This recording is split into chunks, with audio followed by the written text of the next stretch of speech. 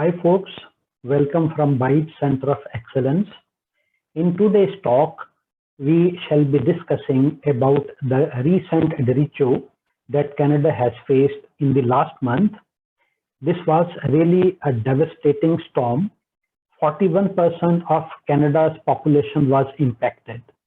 The financial loss has been so far estimated at 875 million Canadian dollars. Our friend and fellow at BIETS Centre of Excellence, Ruth Stanley, she lives in Ontario and she has witnessed this crisis.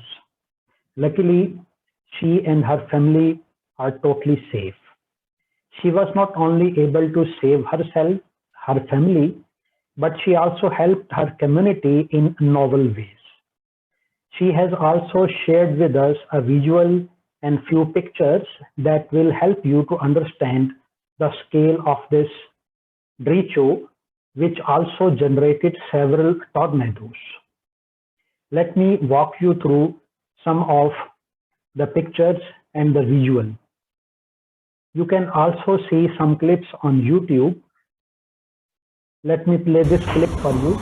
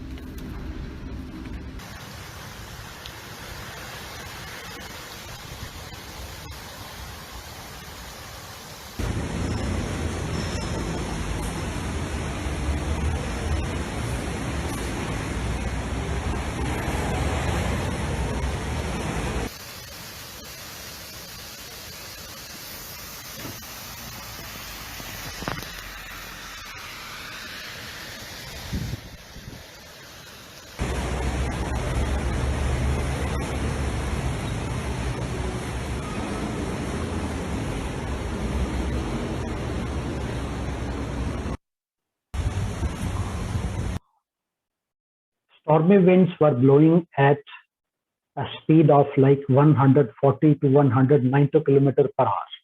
You can see the trees uprooted, the building damaged. You can see some barns without the roofs, equipment crumpled, and infrastructure collapsed. There was also a major interruption in the power transmission system.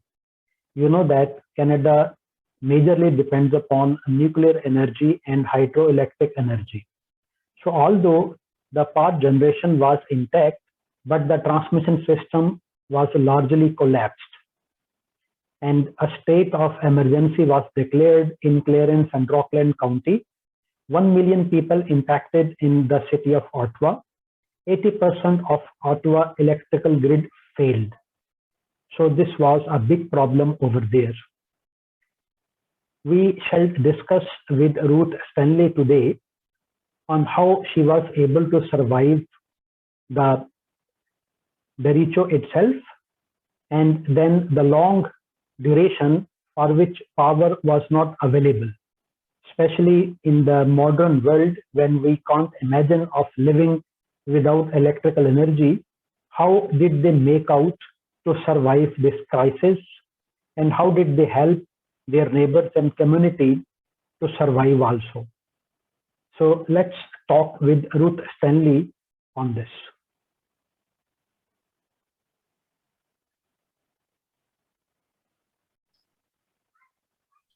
Hi Ruth. Hello.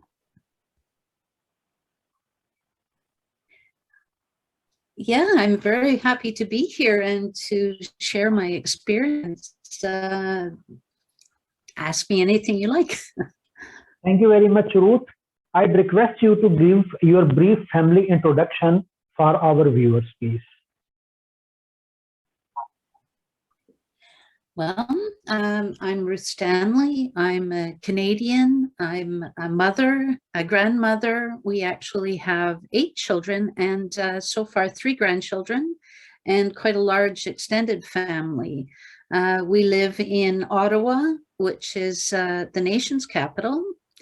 And Ottawa is actually quite an interesting place. It's the capital of Canada, but it is also part urban, part rural, and has quite a large area. Okay, that sounds great. Can you please tell us about the natural catastrophe that you faced and how did it impact the area? So what happened was there was a storm, as you mentioned. It was called a Derecho, and it suddenly roared into Ottawa, and it was over within about 40 minutes. It was quite crazy. Our daughter was at work with her e-motorcycle, and quite interesting, her boss said, well, you can't leave it out there, bring it into the store. And I thought to myself, oh my goodness, I just can't imagine a store with an e-bike right in the store. But it ended up that she brought it around the back and into the back just as the storm was hitting. We were fortunate in that we were outside, and I was actually talking to another quality colleague from Toronto. I had some difficulty getting in touch with him. He says, well, Ruth, there was this terrible storm that just went through, and I lost electricity for about an hour. And he says, as far as I know, it's heading your way. And it was like, oh my God, it just happened. And I've got to get off the phone. And we started closing all of the windows. What was extraordinary is that my colleague was in Toronto, which is about 4.5, 5 hours drive away. And the storm was able to get from Toronto to Ottawa within a matter of an hour or 2 hours. Crazy. Yeah, so what happened was we saw our big tree in the front. It's a maple, so it's a deciduous tree, quite large. One of the major branches just suddenly fell down and into the road, and we were so happy that it fell out into the road and not onto our house. We saw cars trying to get down the street, and there was no way because the tree was covering the entire street. They were either backing up or they were trying to go around it onto the school yard. What we didn't know was there was nowhere else to go because the other adjacent streets were also blocked with fallen trees. Oh, I see. So, Ruth, what I have read through and I was following up the media, such type of derechos are not very common. So you might not have seen such storms before in your life, I'm not sure. But how did you make yourself composed during all this time, and how you were able to help your family and your community? Can you please share some of the things with us? Yeah, for sure. Yes, the derecho is not very common, but over the last few years, we have had other types of storms. In fact, about 4 years ago, we had 6 tornadoes that went through town. As you may know, tornadoes have a very small path, so there were only some parts of the city that were affected. The derecho had at a much wider storm area, so it actually affected all of Ottawa. Because of the increasing number of storms, we had actually invested in an inverter, which is a gas-powered generator that will allow you to power some things in your house. So we already knew that we could power a freezer and a fridge, and that we had already tried this out. So at the time the storm hit, we had no idea that our power would be out for as long as it was. So we weren't terribly worried to begin with. We knew we were safe. We knew our daughter was safe. It's the wonder of cell phones. We did know that the rest of our children were also safe at the moment. So it was just waiting, going, oh, okay, I'm sure the power will be on any moment, you know, maybe an hour, maybe two. It stretched out for 12 hours, and we thought, okay, maybe we should do something. And we talked to our neighbor just next door and said, hey, we have this inverter. Did you want some help? So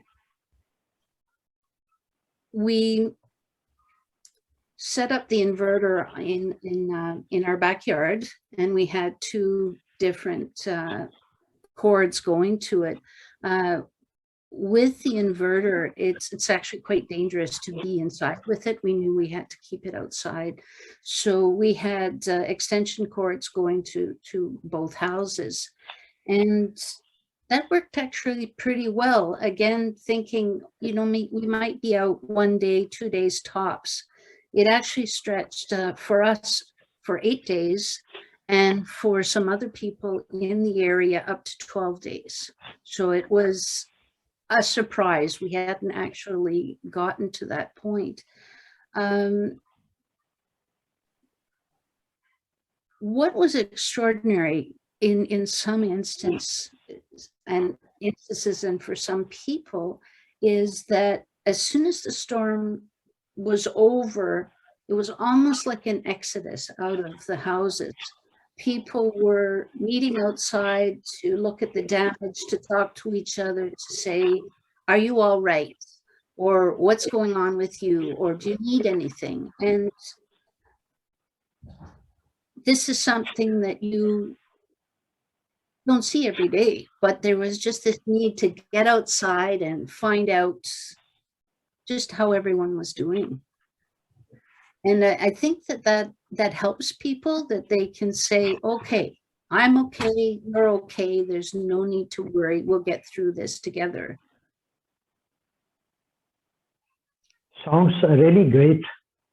You know, in our modern world, it is very important for us to remain connected to our devices, mobile devices, laptops, and our life is almost automated with all these gadgets. And usually what I have seen, and I'm sure you would agree to that, people are not too much into this automated life. And it is hardly now possible to spare time for other people to get to know their needs and, you know, do something for them. But this was really surprising to see, because during all this time I was following your blogs, which was a great thing. And I could see that you were doing humanitarian things, and you were communicating with your neighbors and community, exchanging ideas, trying to help them, see what resources you have got, how you can pool them, how you can pull with all those people to, you know, switch on their appliances and devices so that they remain connected. They could cook something and they could have some shelter for their homes. How did you manage that? How did you plan? Because this was a natural disaster and there was no time to think on. As you have mentioned, you were on the phone call when it arrived. How did you manage that? This really looks like a novel way of handling this crisis. So we have an advantage in that our neighborhood is an established neighborhood. We have either know each other or have seen each other. So it wasn't like a lot of strangers. The other side is that in our culture, you never arrive anywhere empty-handed. So there is always the idea that you bring things and you share with each other. And this is actually something that came out very strongly, is when we were asking, what do you need? We're also being asked what you need. So there was a general idea of sharing. For example, one neighbor said, oh my goodness, I've got this big tree on my property and I want to clear it. And we said, well, we think we still have some charge in our oh, I've just lost the word. We still have some charge in our equipment, our chainsaw that you can start to clear. And he said, oh, that's wonderful. So as soon as he had finished clearing his tree, well, and when the charge came out, he came over with some beer to say thank you. So we had a bit of an impromptu party. Another neighbor said, oh, geez, I could really use some charge to charge my devices. I need to continue on with my business. But at the same time, I've got all these egg rolls in my freezer that isn't working. So we had an exchange. We got together and they charged their battery packs and we all ate egg rolls together, more or less to get rid of them. This is something that brings together a community. It's a sense of we're all in it together.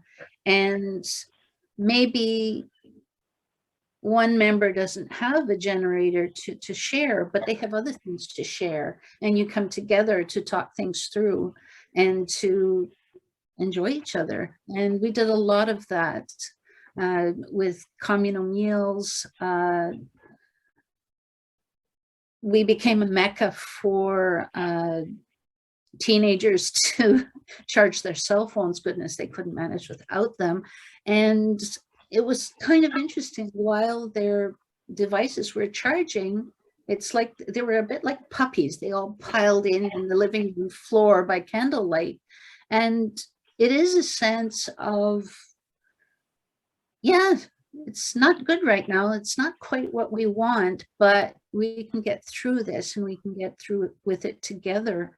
It's also thinking about what people need who might be a little farther away, who don't kind of put up their hand and say, I need something. So we noticed that one of our neighbors down the street, we hadn't seen him going up and down in his motorized scooter in a while. And we thought, oh, maybe he can't charge it. So we asked, say, you know, we do have this generator or inverter.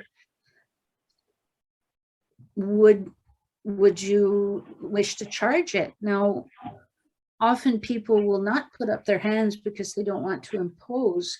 You say, no, that's fine. So with his last charge of this motorized scooter, he actually came to our place and spent some time to charge it and to chat a bit. Oh, brilliant. And I must say that it's a blessed community that we have got. Ruth, now we know that you have been serving Canadian government for a very long time, and you are a quality professional. You coach people and you try to tell people how to embed quality and quality tools.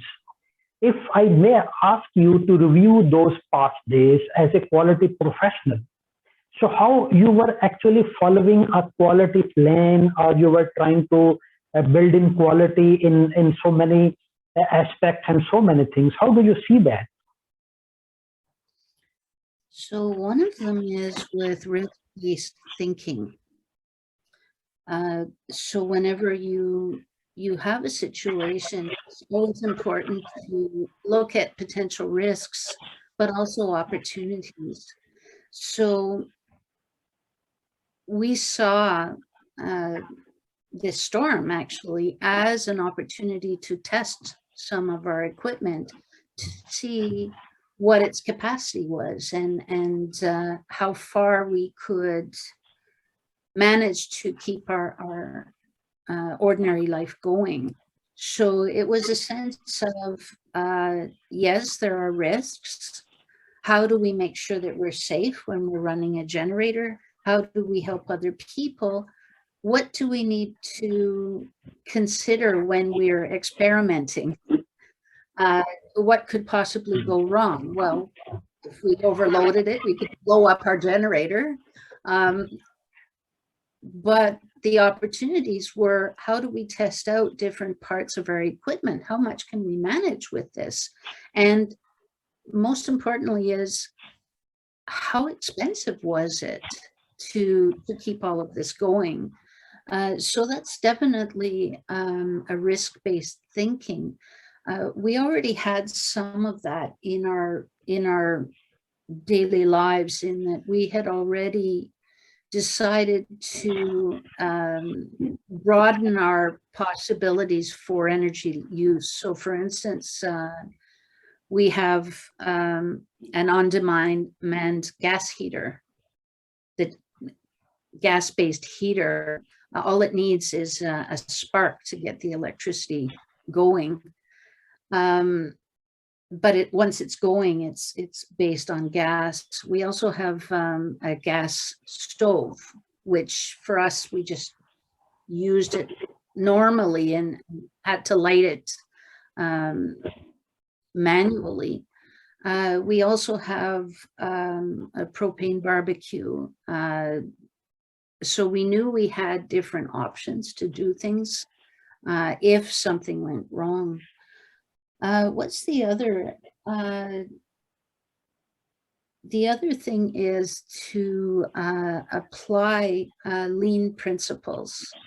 So for us, the respect for people was very much there. Is how do you help people to manage, as you said, manage not only what they need to do, but also manage their emotions. And as you saw in my blogs, very much so was providing a sense of hope and recognition for those that were also out there trying to make the situation better. It's taking into account not only people's heads, but also their hearts. The idea of containing your waste. We knew that we couldn't do everything we wanted to do because we were constrained with our generator and what it could accomplish. Some of our experiments, we were actually very cognizant of waste. We knew that if we wanted to have a piece of equipment that would use a lot of energy, that we had to unplug other parts and other pieces of equipment. Who knew that a microwave used so much electricity? You never think about it. So we could actually hear the energy from the microwave through our inverter. Is when, as soon as we plugged it in, the inverter started to go, "Rah!" And it was, oh my goodness, how much electricity does this use in small blasts? Also the idea of continuous improvement. We kept experimenting, trying different things to see if we could actually make them work. Fortunately, our electricity came back before we tried our washing machine. We thought, that's the next thing we're going to try and see if we can actually use it. So maybe that's something for the next time around. That's wonderful. That's wonderful. So what I see is a leadership role, because what you are talking is, it makes sense that you are instilling quality into daily life and especially facing such difficult times. So, but again, as you have been talking about, there were some resources, then there are constraints. So how do you manage it between the available resources and the constraints? For example, applying theory of constraints. If you had like to add some words on this, please. So just understanding what your constraints are, being able to identify them is really important. And also to know that, or to make it simpler for yourself, is to address one constraint at a time. Often when we have a big situation, it can be paralyzing because you go, oh my God, there's just so much to take into account. With the theory of constraints, you can say, okay, we're going to deal with this constraint at this time and see where we go from it. Either experiment, learn from it, move on to the next constraint. And I believe that that's what we did. The other thing that I didn't mention is to have a systems view of any situation you're in. It's thinking beyond your immediate small area to say, okay, this is what I want to do. This is the effect on my family, my neighbors, my community, my city, and thinking even broader towards climate change. For instance, this may also be part of our culture, is that we do things for ourselves. So rather than just waiting for somebody to do something, many of us just started cleaning up as we went.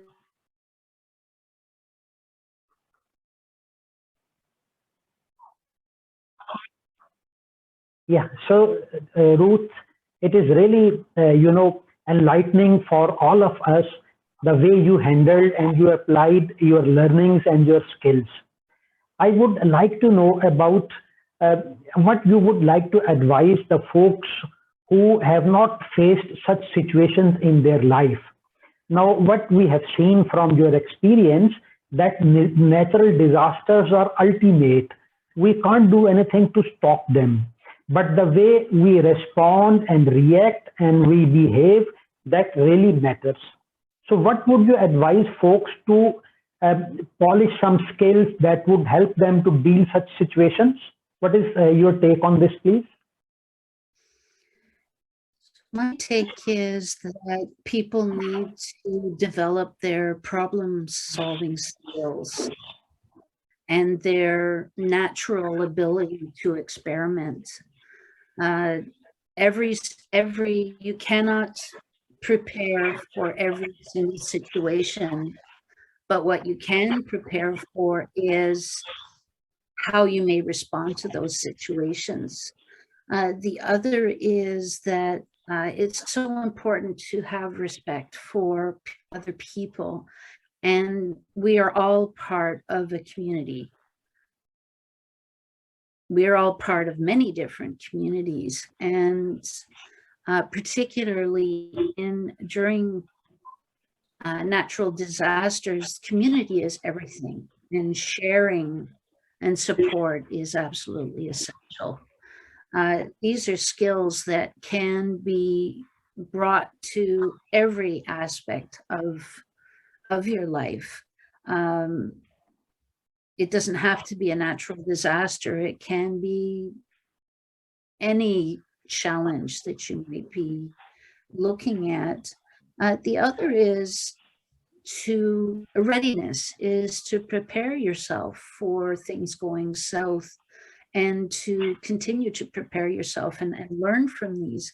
So for example, we had this gas converter or generator.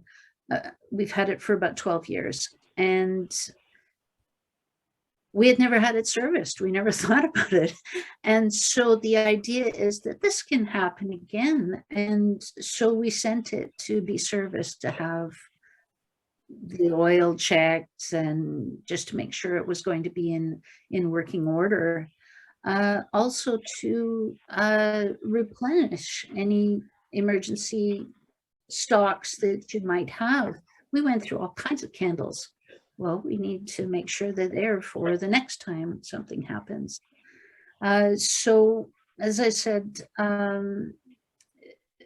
to develop your problem-solving skills, but also your skills in seeing opportunities and learning from them. Yes, that's all. Great, great. Thank you very much for your insights. And I would, at the end, I would say that we are very sad about what happened in Canada. It was really a big disaster, but we are happy the grit and the courage that you use to face this situation, and you are, with the living hearts and with caring attitude and passion for the people, for the community, you have been able to cope up. So I would, at the end, I would say a quote that lessons in life are repeated until they are learned.